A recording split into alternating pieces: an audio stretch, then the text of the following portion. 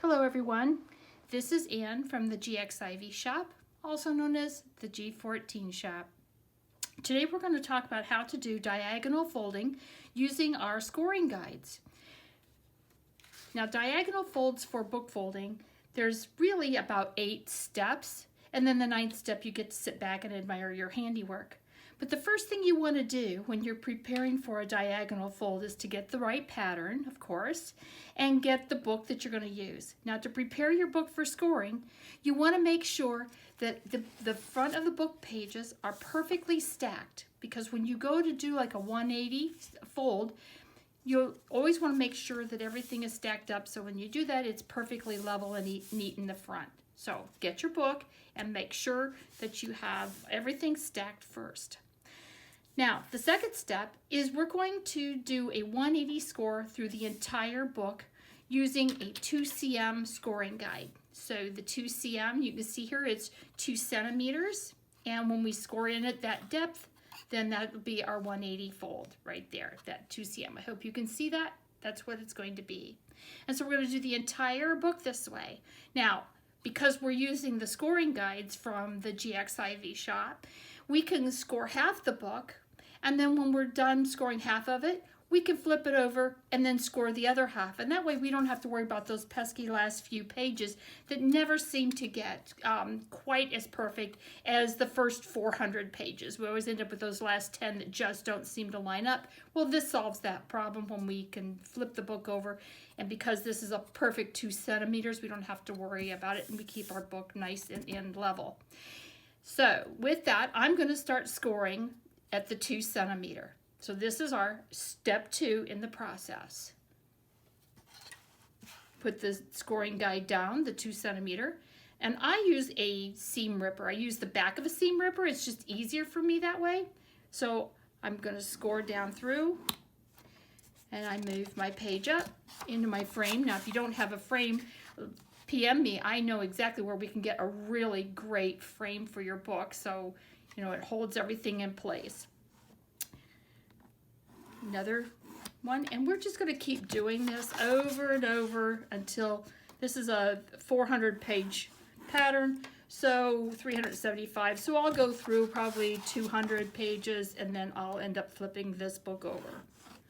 Now, since you can see what I'm doing, I'm going to do a few more here with you, and then I'm going to pause the video and I'm going to continue going so you don't have to sit here and watch me ad nauseum. Just do something simple like put the scoring guide on, use the back of the seam ripper, and score. And it's a light score. You can see if I were to bend this, how quickly and easily it bends. So it's a nice, perfect score. And these are pretty thick pages, so it handled it just fine without doing any ripping. All right? So with that, I'm going to pause, and I'll meet you halfway through the book.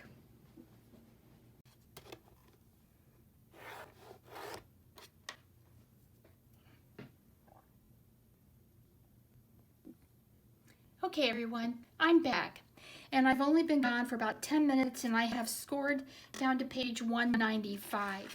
So out of my 375 page pattern, I think what I want to do now is show you how I flip it over, and I'll start to finish scoring then, looking like it's from the absolute reverse side, but really I'm just going to flip the book over. So how I'm going to do that is in my book frame, I'm going to take my spindle out. I'm just going to flip the book over. Now where we've stopped was on page 194, so I will now start the book from the back. Now I don't know if you can see this or not, but this great frame is from Creative Redneck, and you can find them out on Etsy, which is where I got mine.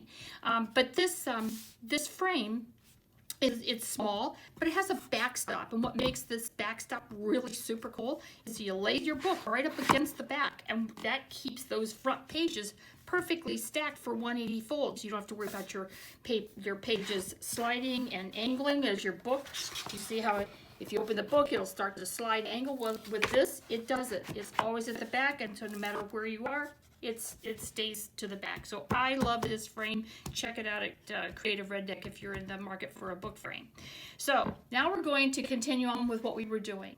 We're going to go ahead and now start scoring our 180 2 centimeter score from the back of the book. And what's going to happen when I get to 194, I will be all done doing my 2 centimeter 180 scoring. So with that, we're going to start back in. And again, exactly what I was doing before. We just continue to score until we're all done. Probably for this 375 page book, in total it probably would take a total of 20 minutes to do the 180 score. And that's because I'm not particularly fast, but that's about what it takes, is about 20 minutes, I guess. Do about a 600 page book in about 45 minutes total when you're doing a 180. So if that gives you any sense of how quickly and accurately, it's the same page after page. No binder slide issues, no trying to use a double-edged ruler. I know I started off and I was trying to do a double-edged ruler. I tried the binder slide and I just couldn't get the consistency that I saw a lot of people had. I know there are other scoring guides out there that can be had. These just happen to be the ones that we make and that we have, and they're working great, so we love them. So with that, I'm going to put you on pause for a minute. I'm going to finish this book up, and I'll be back to talk with you for step 3. Okay, everyone, I'm back. So just as I thought, 20 minutes, and we got done with step 2. So what have we done so far for our diagonal? Well, we found a book. We prepared the book, getting it on our frame. We kept it nice and straight. And then we've done the 180 scoring. And we did that by doing half the book, taking it out of the frame, flipping it over, and then scoring the other half of the book. And we've done that at 2 centimeters. So the next step is going to be determine what our 3D effect is going to be. So we'll check back with you for step 3 in a little bit.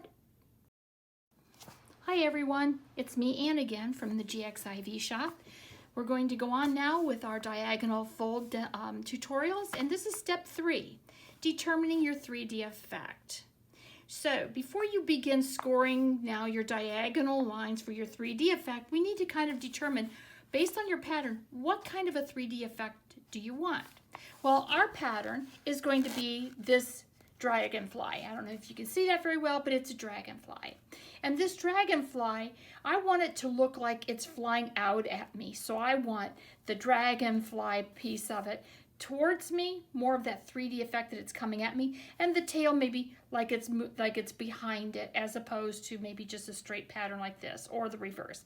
So I want this dragonfly to look like it's coming forward. So if you want it to look like it's flying forward, then we need to make sure that the diagonal fold is small at the top, so it's very thin at the top, and it gets angled out towards the bottom. And the way we do that is with our diagonal guide. So you would want on the small edge, and you can see here we have our book left open from where we left off before, but we would want the dragonfly to fly out at us. So we would want it to look more like this, right? So it would be more outward at the top and more of an innie at the bottom. So to do that, we take this guide and we take the small edge here and we align it. You can see it's got a nice line, a nice edge on it that'll hold it up against the edge of the book. So not only do we get a straight line along here to keep it from moving, but we also get the top part to keep it here. So we're going to go from 1 centimeter, see here, we're going to go from a 1 centimeter down to a 3. Now I can do that with the scoring guide, and it would have the effect of letting you see what it looks like, but let's use a pencil so you can actually see what that's going to look like when we're all done. So we're going to score all the way down. Oh, hit my hand, sorry about that. And you can see that it's going to create this line. Now we had done our 2 centimeter line, and I'm going to just draw, because we've already scored it, but I'm going to actually draw it so you can actually see. So our 180 line is here, so that's going to be our 180 fold, but our diagonal that goes from a 1 cm out to 3 cms is right here along this diagonal line, all right? Now, I don't have anything that ever goes beyond this point, so I didn't worry about making sure my guide went any further, just so you know. So we would be doing this throughout the whole book. We've already done the 180, the 2 cm, up here, this 2 cm depth. Now it's time to do the 1 to 3 using the diagonal guide. And we're going to be doing that throughout our entire step. So step 3 was just determine, do I want the pattern, do I want the dragonfly to fly towards me, or do I want the dragonfly to fly away from me? I said I wanted it to fly towards me, so I made sure it goes from small to a deeper depth. If I had wanted the reverse, which you could do with this guide because you can see that it's multi, I could have just as easily flipped it on the bottom and had it be deep, 3 centimeters deep, so the dragonfly would be inside the book, and the tail then would come out towards me, and it would be more as the outie part. And so I could have done it that way, but I want the dragonfly to come flying towards me. All right, so with that, step 3 was to determine what's our 3D effect, and step 4 then is to go through the entire book just like we did before. With this, we're going to score every page, making sure that the 1 centimeter, the small end, is at the top of my book. So when I flip this over, this is the top of my book because that's where the title and everything is and the page numbers are. So when I flip my book over, I will end up scoring the small end because here's where my page numbers are and here's where my book title is at the top. Then I would end up flipping my guide over to make sure we always are going in the same direction. So you would always want it to be in the same direction, especially when you flip your book over, because that can get you pretty messed up if you don't do that. All right, so now I'm going to take the time to go through the book, and I am going to score the entire book so that it flies towards me. So the small end's going to be at the top, and the deeper edge, the 3 centimeter edge, is going to be at the bottom of the page. All right, I'll check back with you as soon as I'm done with this so we can talk about what step 5 is. Step 5, we start getting into the whole measure and marking the book. All right, so hang in there. We have a little bit more to go before we have a diagonal fold with a dragonfly. Hi everyone. All right, we're back now with step 5, measure and mark. Now, if you are not one of the book folders that actually measure out and do your marks on your page, but instead you're the one who likes to go ahead and go straight with an X-Acto knife and go ahead and cut, you might want to skip this step. But hang around if you do mark, because we've done it, you all do it, but let's just kind of review a little bit about measuring and marking. I usually take my T-ruler, and I usually go out about 2 centimeters, maybe 1.5 centimeters, and I'll start marking from my pattern. And you can see I've already got these marked because, you know, this whole tutorial is really about doing diagonal folds, not necessarily about how to mark your book, but I just wanted to show that it is a step you have to do. And so I've done several pages where we have marked them, and I went ahead and I marked my scoring line so we know where the 2 centimeter 180 line is and where the diagonal line is from the top. So I've done that for several pages. So we've got a few here that we have measured. You can see the measurement marks, and I'm using the pencil lines to make it easier for the next step. And so we're going to do all of the book. The rest of the book is all marked and ready to go. So I went ahead and skipped that step, but no, you do need to measure and mark at this point. All right, so the next step is going to be doing the cut and fold. Now here's where it gets kind of fun. This is where the diagonal starts to come to life. So we're going to now cut all the way through. We're not going to do, typically you would fold it in your 180 and then you would do your cuts at your marks. But in this particular case, we need to make sure that when we cut on our marks, we cut past all of the score lines. So this first part, you can see we're going to cut past the 2 centimeter mark, right? And we're going to keep doing that. Make sure we're past the score lines. I'm not necessarily perfect at this. This is not my forte, is the cuts. But you can see. Now, here, we're going to go not past the 180. We have to go past the score line for the diagonal. So we're going to go a lot deeper cut. And that's how you do your cuts. Always past your score lines. Now, you can do it in two different ways. We can do each one like innie and outie and that whole thing. But let's talk about the easiest way I have found, and then you'll make your own way. For the even or for the odd number of tabs, they're going to always fold to the 180. So odd number tab is if you're doing an innie or an inverted, will always fold to the 180. And so you can see what I'm doing. I'm folding it to the 180 mark, every one of them to the 180 mark. Get it right there. It is. Should probably have my little tool out here to make it easier. And now I have got it to the 180 mark. All right. Now the even tabs, all those that I didn't, will now be folded to your diagonal fold, the diagonal score mark. So you can see in our pencil, we fold it along the diagonal. All right. So you can see here, we fold it along the diagonal. There's still a tiny bit left there on the diagonal. And now this one is in. So this is going to fold on the diagonal. Might have to move that up a little bit. And you can see on that diagonal line. And there. Now, it's okay that they're at an odd, you know, and we're used to folding them perfectly straight back and looking really nice, neat. But when you're doing a diagonal, they are absolutely going to angle, and that's good. So we want to leave it like that. So we're done with that. We fold it under, and we do the next page. Again, we cut along our marks past the score lines. So you can see going past the 180 is also going past the diagonal score line. So we're going to go absolutely past all of the score lines. And then we have the two way down here, go past the diagonal score line and cut. Again, we take the odd number tabs and we fold them to the 180 line. So odd number tab to the 180.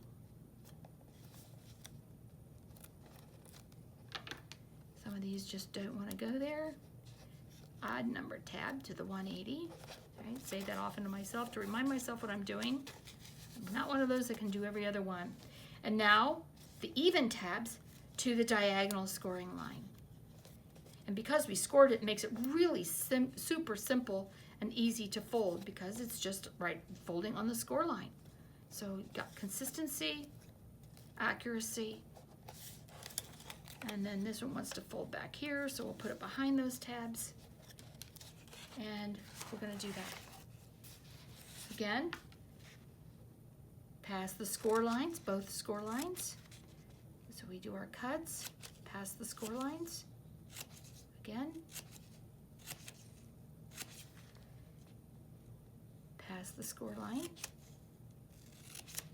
All right, and then even or the odd number tabs to the 180. So fold all your odd number, all your odd tabs to your 180 mark. And where's my, there it is.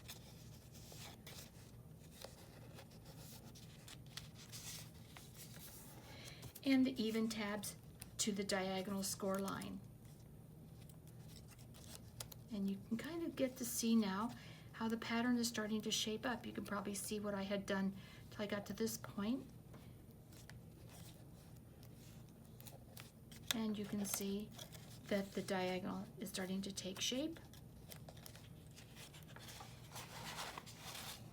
And the butter and the dragonfly is starting to go, and you can see where it's out at the top, and then it's gradually going inset. So it looks like the butterfly is forward and its tail is dragging behind.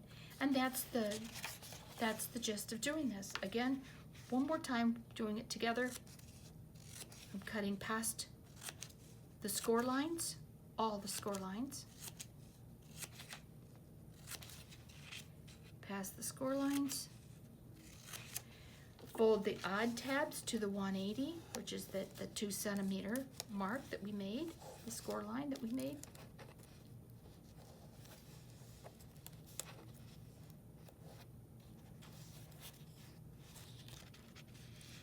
So I'm not doing very well trying to find, oh, there it is. Trying to find my light. It's a little dark in this room, but the lighting is well for the camera, so my eyes aren't functioning very well today. And then there's the even. Now we do the even to the diagonal line.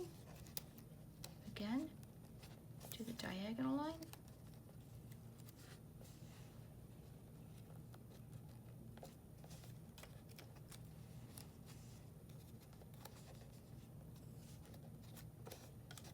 And then this one's back here behind.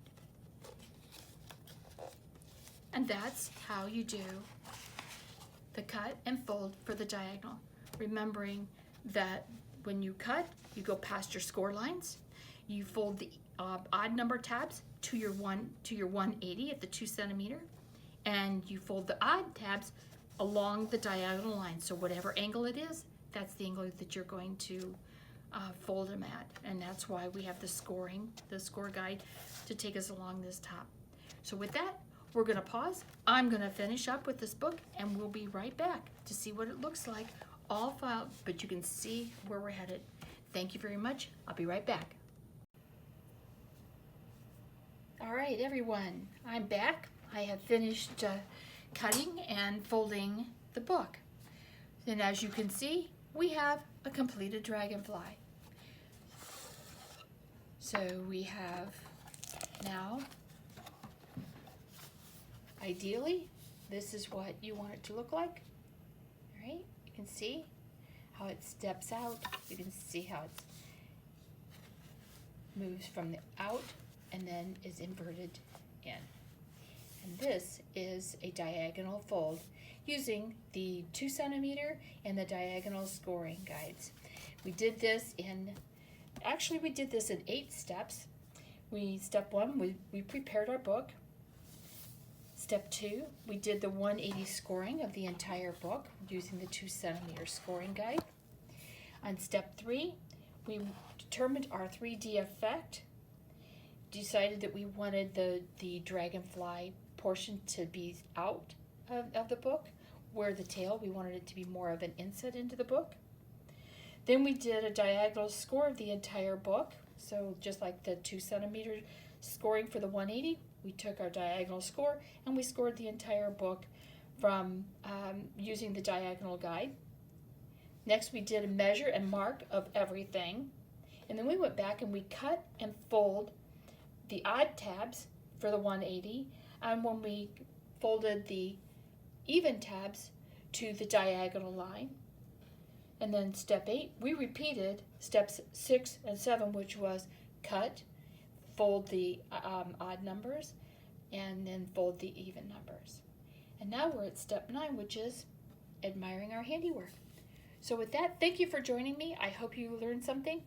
And if there's anything you can do, just reach out and talk to us at the GXIV shop. Thank you.